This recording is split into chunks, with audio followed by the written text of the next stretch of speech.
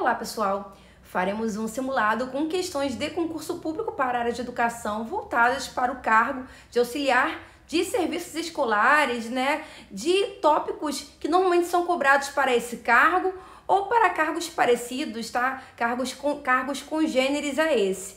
Então, vale muito a pena vocês assistirem esse vídeo, tá? E se você quer material também em relação a essa temática, é importante vocês também colocarem aqui nos comentários. Se porventura eu produzir algum material específico para esse cargo, eu colocarei na descrição deste vídeo, mas é claro que vocês comentando, curtindo e dando engajamento é uma motivação para que eu produza esses materiais, beleza?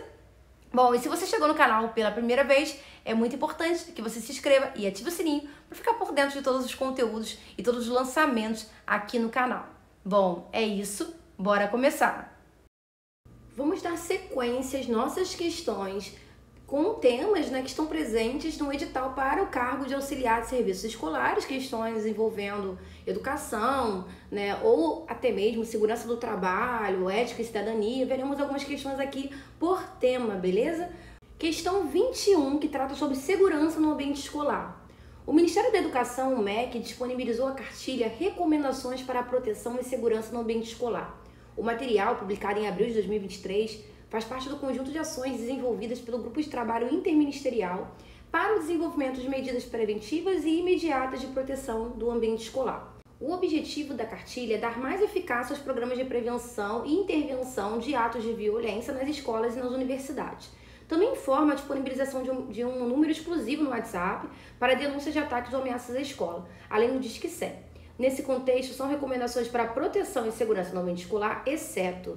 Então fica aqui a dica para vocês que estão estudando também sobre segurança no ambiente escolar, de darem uma lida nesse documento que é a recomendação para proteção e segurança no ambiente escolar. Eu já li esse documento e é um documento tranquilo, a leitura é tranquila, vem num formato que ele é agradável aos nossos olhos, não é naquele formato 100% textual, mas também tem ali imagens. Então é um documento que você consegue fazer uma leitura muito tranquila e consegue também te passar mensagem sem estar muito rebuscado. É uma informação de fácil acesso. Vamos lá. Ele quer exceção. Letra A. Conhecer e mapear os serviços de segurança pública local, polícia militar, civil e guardas municipais, estabelecendo redes de diálogo e comunicação sobre o tema. Aí você pode falar, eu não li o documento, mas você consegue fazer essa questão, você pode ter certeza. Porque é uma questão de bom senso, gente. Bom, se eu sou um gestor de uma unidade escolar, faz muito sentido que eu tenha acesso a esses contatos de forma rápida e ágil. Porque se acontece uma situação como essa na unidade escolar de violência, eu tenho que saber a quem recorrer. E de forma mais rápida possível, Porque a violência, ela acontece no piscar de olhos. E a pessoa que está sofrendo a violência, ela não tem que ficar esperando horas e horas para ser atendida, Então, faz muito sentido a letra A, você conhecer e ter esse mapeamento em relação a esses serviços que vão te promover esses cuidados e essa intervenção a nível de segurança, tá? Então, sim, a letra A faz sentido e não é resposta porque ele quer a exceção. Letra B. Estabelecer formas de controle parental das redes sociais e dos materiais levados para a escola por parte dos estudantes. Também faz muito sentido, é importante, que os pais eles têm esse controle em relação ao acesso às redes sociais, às redes de navegação dos seus filhos. Quais são os conteúdos que eles estão tendo acesso na internet. E isso sim, isso é importante que tenha esse controle parental. É importante que os pais tenham essa consciência, E também, não só do que eles acessam, mas também do que eles levam para as escolas, Então a letra B faz muito sentido e não é resposta porque ele quer exceção. Letra C. Estabelecer no planejamento escolar procedimentos eficientes de punição aos estudantes envolvidos em possíveis atos de violência e não somente a suspensão de frequência às aulas. Eu posso garantir para vocês, porque eu trabalho na unidade escolar do ensino público e eu sei o quão é difícil você controlar essa questão da violência nas escolas. Por quê? Porque a gente não tem nenhum meio eficiente e eficaz em relação ao controle, nenhum meio de repreensão que seja de fato eficaz. Então, existe muito aquela sensação da impunidade. Aqui, essa situação, essa ação de você ter um planejamento, algo envolvendo ali uma questão punitiva, não existe. O que existe são questões a nível administrativo, a nível de controle interno, mas uma questão punitiva não existe e tem respaldo da lei para não ter, porque tem a lei, o Estatuto da Criança e do Adolescente, tá?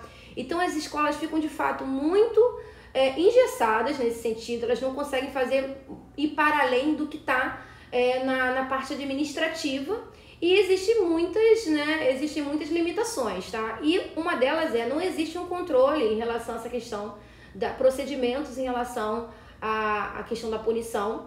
E isso nem é uma ação a ser desenvolvida. Você vê que nesse documento não tem isso como uma ação a ser desenvolvida, porque eles prezam pelo diálogo, né, e não pela questão da punição. Então essa questão da punição, ela ganhou uma dimensão como se fosse algo muito negativo. Punir no sentido de você gerar ali um desconforto para o aluno.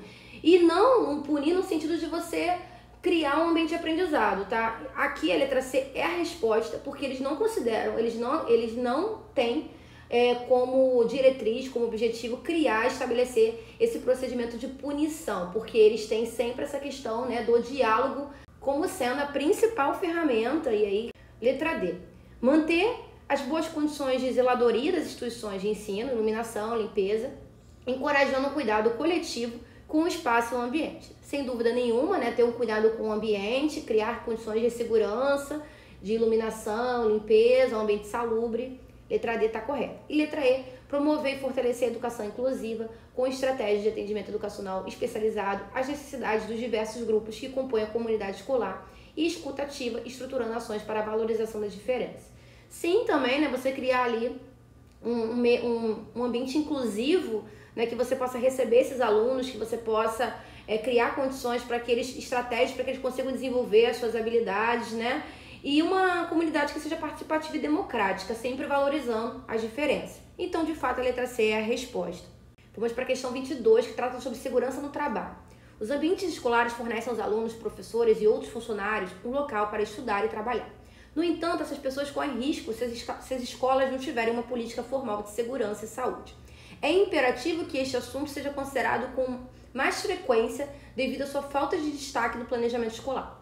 Com a falta de clareza, as escolas podem não conseguir oferecer as condições adequadas de segurança ou saúde para seus alunos, professores ou profissionais contratados. As causas que afetam a saúde do trabalhador estão determinadas pelos fatores de riscos ocupacionais, que podem ser classificados em agentes físicos, químicos, biológicos, mecânicos e de origem ergonômica, resultantes da organização do trabalho. Sobre os riscos ocupacionais, não é de origem ergonômica. Ao longo dos nossos simulados, nós estamos tratando sobre essa questão, né, das origens dos riscos ocupacionais. Eu já falei até em outro vídeo, diferenciando o risco ocupacional de acidente de trabalho, né? Porque o acidente ocupacional ou profissional, ele decorre dos riscos inerentes à sua função, às suas atividades. Até dei um exemplo, né? O professor, ele utiliza muito a voz, então ele pode ter um desgaste em relação às cordas vocais ao longo do tempo. Isso é um risco ocupacional. Já um acidente de trabalho é quando as condições, o ambiente, né, os elementos daquele ambiente, os agentes nocivos daquele ambiente provocam um acidente daquele profissional. Então, por exemplo, se caiu alguma coisa na cabeça daquele professor, daquele funcionário da secretaria, tinha alguma coisa que estava ali, ou uma instalação elétrica que não estava sem manutenção, e aí aquela pessoa levou um choque, isso é um acidente de trabalho. E como ele coloca em ênfase a questão ergonômica aqui, os fatores ergonômicos que podem causar riscos ocupacionais, é importante que a gente tenha em mente que a questão da ergonômica não é só envolvendo postura e esforço físico, levantamento de peso, ou a forma como você fica sentada, sobrecarga, né, ou lesões relacionadas à questão muscular. Vai para além da postura e de posições desconfortáveis, tá? Para além dessa questão de você levantar peso, empurrar objetos pesados. Não é somente isso não, tá? A questão ergonômica também está relacionada ao ambiente de trabalho em si, como por exemplo a iluminação, a temperatura, o ruído, isso também é ergonômico, tá? Então, uma iluminação que ela está inadequada, ela também te coloca em riscos ergonômicos. Se é um ambiente muito quente, também te coloca em riscos ergonômicos. Um ambiente de ruído excessivo também te coloca em riscos ergonômicos. Também a questão dos mobiliários, a questão, né, de como é que eles estão, como é que está ajustado a mesa, se ela está na altura correta, como é que está posicionado o computador, né, se você consegue ele estar numa altura correta para poder estar manuseando ele. Então não é só questão de postura, é questão, né, de desconforto e de esforço físico, não, vai para além disso. Sabendo disso, fica muito mais fácil a gente conseguir resolver a questão, né? A letra A fala sobre iluminação da sala de aula inadequada. Eu falei, né? Acabei de falar que a questão da iluminação também pode gerar, sim, riscos ergonômicos. Então, a letra A é sim, pode sim ter origem ergonômica, né? Então, não é a resposta. Letra B, excesso de ruído no ambiente interno. Também pode sim ter origem ergonômica, falei sobre essa questão, né? Letra C, mobiliário e equipamentos de trabalho inadequados. Também pode ter origem ergonômica, como eu já havia dito. Vírus, bactérias e produtos químicos encontrados nas instalações sanitárias. Quando vocês verem a palavra vírus, bactérias, fungos, ou seja, seres que podem causar doenças, já tem que pensar automaticamente em risco biológico, tá, gente? Então não tem origem ergonômica definitivamente, tá? A letra D é o gabarito, é a resposta. Vamos para a próxima questão que trabalha com primeiros socorros. O Manual de Prevenção de Acidentes e Primeiros Socorros nas Escolas, de 2007, define os primeiros socorros como os cuidados de emergência dispensados a qualquer pessoa que tenha sofrido um acidente ou mal súbito e ter corrência clínica até que esta possa receber o tratamento médico adequado e definitivo. Sobre os primeiros socorros na ocorrência de convulsão ou crise convulsiva, um dos procedimentos a ser feito é... Aqui no canal tem um vídeo sobre primeiros socorros no ambiente escolar, vale muito a pena vocês assistirem, ok? Tá dentro da playlist de conhecimentos específicos para a parte de educação, tá? Então, além de vários outros conteúdos aqui que podem reforçar muito os estudos de vocês, tem playlist de legislação educacional, então vale muito a pena vocês assistirem também. Bom, então aqui tá falando de primeiros socorros, né? Que são os procedimentos que nós devemos adotar. Temos que ter ciência desses procedimentos previamente para que a gente saiba conduzir uma situação como essa. E aqui ele trabalha com convulsão, que é muito cobrado. Nessa questão de primeiros socorros, a convulsão, objeto nos olhos, né, e picada de abelha, ferimentos, são assuntos recorrentes na parte de primeiros socorros. E um outro simulado, eu falei sobre como agir numa situação de convulsão, né? Que você tem que ter cuidado primeiro para ele não ter uma queda, e você coloca ele de barriga para cima inicialmente, né? Para ele não sofrer uma queda. Depois disso, você vai e coloca ele de lado, né? Para que ele não se engaje. Aqui a letra A fala manter a cabeça da vítima virada de lado, independentemente de suspeita de trauma na coluna cervical. Aí não, se você tem suspeita de trauma na coluna cervical, você não pode ficar mexendo com essa pessoa, né? Porque você pode, na verdade, causar maiores danos ainda a essa lesão, né? Aí é um caso diferenciado, então você não vai tomar essa postura. Mas, em regra, não tendo suspeita de nenhum trauma cervical, nenhuma lesão a nível ósseo, você iria o quê? Você iria virar a vítima de lado para que ela não se engaje com o vômito, com a saliva. E aí você vai tirar objetos que estejam ao redor, né, que podem machucar essa vítima. Então você vai proteger a cabeça dela também, colocar alguma coisa acolchoada. A letra B fala isso, ter a cabeça da vítima protegida contra pancadas no chão, tá perfeito, é a resposta. A letra D fala, deve-se tentar abrir a boca da vítima, ainda que tenha sangramento, não tem que tentar abrir a boca, não tem que segurar a língua, nada disso, você ainda corre o risco de dar uma mordida, né? Então, não. D, oferecer à vítima líquidos ou medicamentos pela boca, em especial na fase de relaxamento. Não tem que oferecer medicamento, nada disso, você não pode medicar, tá? Então, a nossa resposta de fato é a letra B. Vamos para a questão 24, que trata sobre ética e cidadania. Analise as afirmativas a seguir. O educador, ao desenvolver um trabalho em torno do tema ética na escola, deve organizar-se de forma a possibilitar que os estudantes sejam capazes de adotar atitudes de respeito pelas diferenças entre as pessoas, inclusive no ambiente escolar. Respeito esse necessário ao convívio numa sociedade democrática e pluralista. Perfeito, né? Então a ética no sentido de quê? De você conseguir desenvolver um senso moral do que é certo, do que é errado. E mais do que isso, né? Não é só você saber o conceito, é você saber como aplicar isso, saber como desenvolver isso em diferentes situações plurais. Então, sim, isso tem muita relação com o convívio harmônico em uma sociedade democrática. A 1 está correta. 2. A educação do ser humano para a cidadania deve levar em consideração a dimensão comunitária das pessoas, seu projeto pessoal e também sua capacidade de universalização, que deve ser exercida dialogicamente. Perfeito! Porque é uma educação que se volta ao ser humano. O ser humano, ele tem nuances. O ser humano, ele é plural. Cada um é cada um. E cada um tem as suas convicções. Então, essas convicções vai para além do que é certo e do que é errado. Então, para algumas pessoas, é muito importante, por exemplo, algumas causas. Elas tomam aquelas causas como sendo que façam parte da sua conduta ética. Então, para outras, aquelas causas não são tão importantes. Então, a gente tem que respeitar muito isso, porque é uma dimensão que ela é plural. Então, compete à escola promover o diálogo, né? Fazer com que as pessoas conversem e fazer com que as pessoas troquem, né? Essas vivências, essas experiências e essas convicções também. Tá? Então, a 2 também está muito correta, as duas são verdadeiras e a resposta é a letra A. E vamos para a nossa última questão desse vídeo, que trabalha com noções de comunicação. A comunicação nas escolas pode ser um grande desafio, mesmo que às vezes isso não seja tão aparente. A comunicação não violenta na escola visa justamente agir para a resolução de conflitos e para evitar que estes existam. Muitas vezes o fato de ouvir e compreender o que o outro diz, além da forma como ele diz, resultará nos ganhos conquistados com a comunicação estabelecida. Por esse motivo, quando o assistente de alunos percebe situações de conflito com seus alunos, seja no intervalo ou mesmo em sala de aula, ele deve, exceto, ele coloca aqui em relação a um assistente de alunos, mas a gente pode aplicar isso para qualquer funcionário, qualquer membro da comunidade escolar. Aqui está trabalhando com um eixo comunicação que está sendo cobrado para o concurso de vocês. Então, atenção aqui. Como é que a gente trabalha a comunicação no ambiente escolar? Esse é o cerne da questão. Letra A. Estimular o diálogo. Primeiro conversar, ouvir, entender e depois tomar outras atitudes. Perfeito. Isso não é só assistente de alunos. Qualquer membro da comunidade escolar. Você vai ouvir o que o outro tem a dizer. Claro, a pessoa tem que estar disposta a falar também. A falar de forma que seja educada, cortês, e não de forma agressiva. Tem pessoas que já chegam o quê? Com agressividade, já chegam com uma postura defensiva. E aí fica muito difícil você ouvir, porque aquela pessoa ela não está querendo ser ouvida.